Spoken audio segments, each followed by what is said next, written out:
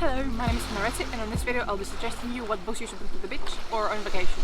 Hello, it is like 2 days later, and while I was editing this video, I came to the realization that while I was at the beach, I didn't have the pizzazz that I try to have in my persona in this channel. It looks so boring. I want to be giving you anxiety every time you see me moving around and like being frantic.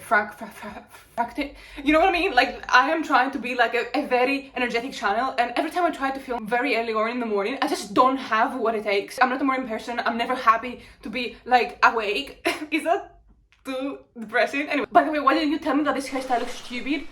You made me look like a fool. So the books that I picked all are set during the summer because I want you to be able to like feel like you're experiencing a lovely summer through the books. What I love about summer books is like they make you think like stuff happens during summer. Like think about your summer. For me to have one book worthy summer, you would need to add like memories from like 10 separate summers. So that's what I love about summer literature is like that it makes you feel like you could have a better summer next summer. Let me recommend you some books. So in case you're feeling like nostalgic about that YA dystopian fiction era, I have the perfect book for you, and that will be How I Live Now by Meg Rossoff. This also... Oh, did you just realize that this is not a real microphone? How I Live Now is basically a book about a girl who is from America. Her father doesn't really care for her, and he has a new wife and a new child now, so he sends her away to England to stay with her cousins. And like on the first day that she's there, the guardian, like her aunt, goes to London, and all the kids just stay by themselves in the farm. It's like, I think like 3 boys and a girl. While the guardian is away in London, the London is bombarded by an unnamed enemy, and basically war starts, like a third world war. And because the kids are in the countryside, the war takes a while to get to them, so you just see all of these kids just by themselves living their best lives in a like English countryside farm, and like it's such a vibe. This book and the movie is such a vibe. It oozes Britishness from like every page, and I love the way that it's written. I had to go into a COVID test, so I did enjoy the movie even more. Like, the movie is genuinely one of my top 10 favorite movies of all time, and I am obsessed with the vibe, the music, like the atmosphere. It's such an atmospheric book as well, and it's like written in a like stream of consciousness style, and it's so honest and so raw, and I absolutely adore it. I have 2 separate categories that are like sad.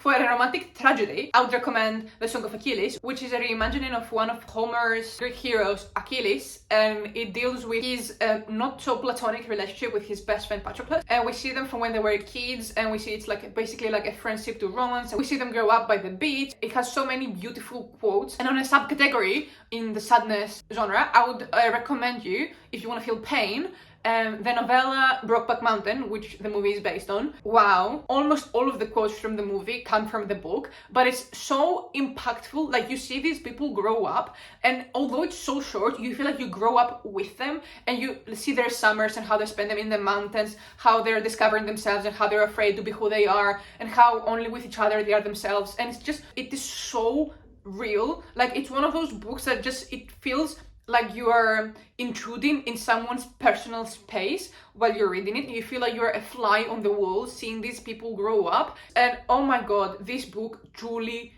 hurt me. This book has a way of like expressing your emotions and your own fears in a very transparent way, and I feel like you will actually enjoy the experience of reading it, and you will love these characters very, very much. Then I have one of those books that like you read for people to ask you about it, and that would be The Alchemist by Paulo Coelho, which is basically like philosophy for babies. Like, it's one of those first books you will read to get introduced to like thinking philosophically and like looking deep into a book. Like, you read the sentence and like it's not like what it means, like you have to think about it. And like some people talk shit about it because like it's simple. If you haven't like intellectually explored some like elements of philosophy, I feel like this is one of very great book to start on. I adored it when I was 17. Like, I feel like if you read it at the right time in your life, it will truly impact you, and like it will teach you a lot of things. But if you're already like a philosopher and like you read a lot and like you've read philosophy before, like it's not gonna challenge you. It's like a fable. Like, it's not about the story, but it's about what the story is trying to teach you. Like, there is a message behind everything that you're being taught, and I found it very interesting even as a story. If you want to look pretentious and you want other pretentious people to approach you,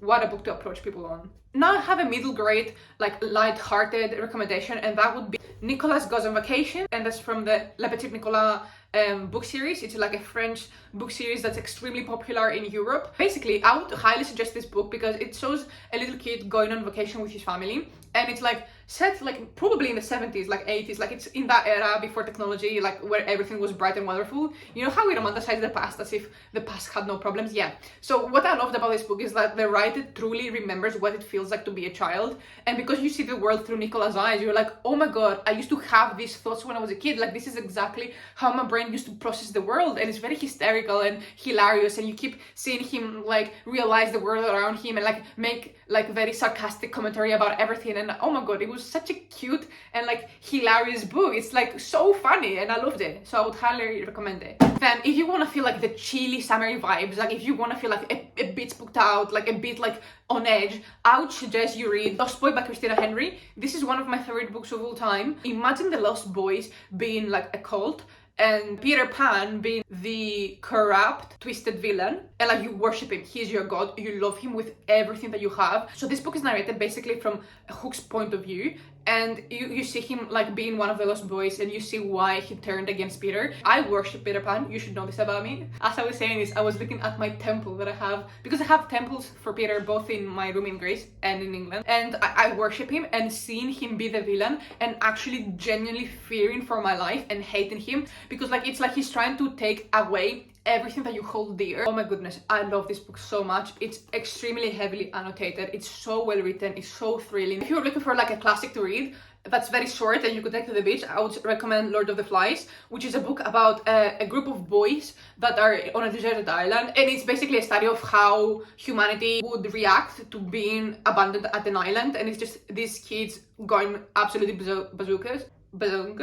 So now I have another recommendation that like is like very iconic. Like the moment I read it when I was like 15, every time I thought of the summer and of my own summer holidays, I would see them through the filter of this book, and it's basically a trilogy which is called the Summer Returned trilogy. This trilogy basically is about a girl whose family shares a summer house by the beach with a pool with another family, and that other family has like 2 sons.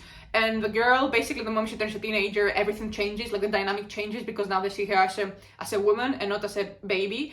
And it's amazing because it's like about first loves. Like this girl is obsessed with one specific boy since she was like a toddler. She was always obsessed with him, and now we see how this dynamic changes and how like she's maybe still too young for him, and how he sees her as a girl for the first time. And like it's very exciting. Like if you've ever had a first love, it has those feelings, like the intensity of being obsessed with the same person from when you're a baby. Like it's such a specific and unique experience, and I feel like the way that it's linked like with the summer vibes and how like each book is about one new summer of their lives, I found it extremely, I don't know, iconic, I would say. And like I reread it this year. Within 2 days I read all 3 books again, and it's honestly still a bop. Like it's a hit, it's so addicting, and like the writing style is like so simple and it flows through so easily. It's a light-hearted romance, okay? It's meant for teenagers. As a 23-year-old lady, I utterly enjoyed it. So now I have one book that's not actually set during the summer, but I feel like it's one of those books that are very easy to bring around with you because it's a collection of essays, and that's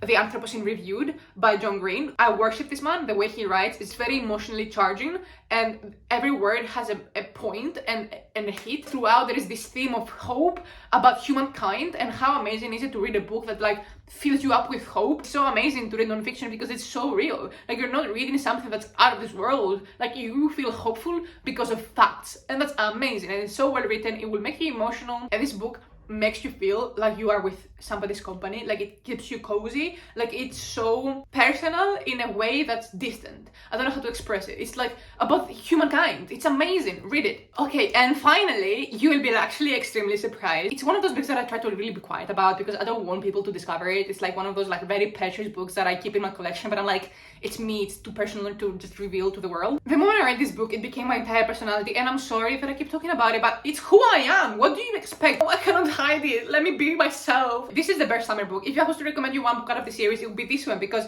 it depicts first loves, first obsessions, stop it! First obsessions, first loves, like the feeling of like seeing somebody and finding them perfect, and like watching every single detail of their body and be like, oh my god, his angles are perfect. Like, you know what I mean? Like, it's one of those books that it's like it really shows the true obsession that you have with a crush and how unhealthy it can be, but also like, wow, I want that. I want to be obsessed with somebody. Like, I love being obsessed and seeing somebody as perfect. And it's about like soulmates and the concept of soulmates and the passage of time and how time can make a past love seem different than it was. Like, you always see it with this like color lens, like a filter. Like, this book feels like a filter because it's basically Elio as he's an adult reflecting upon one of the most influential and important summers of his life. And like the way that this book is like full of memories and you flow from one memory to the other, and there is no filler parts because everything that's in the book is important because he remembers it. Like, it's so wow. And the way it's written, it's the most beautifully written book I've ever read in my entire life. Like, it's so well written, you would be amazed. It's falling apart because I just love it so much.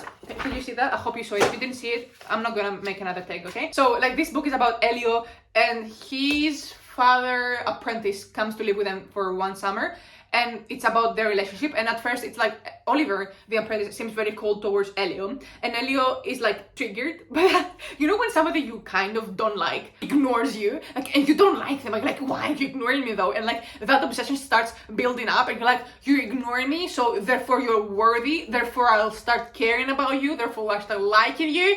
Can you like me back, please? Like, it's that intense feeling of needing to be liked, and it's about discovering yourself and your sexuality and exploring things and exploring your body and like finding somebody who truly understands you. These are my recommendations. Thank you so much for watching. Sorry I was looking like I was rushing this video. It's because I was rushing to finish filming it because I actually have to go to the beach, and the book that I'm gonna take to the beach is The Death and Life of Charlie St. Cloud, but I cannot recommend it to you because I haven't finished it yet.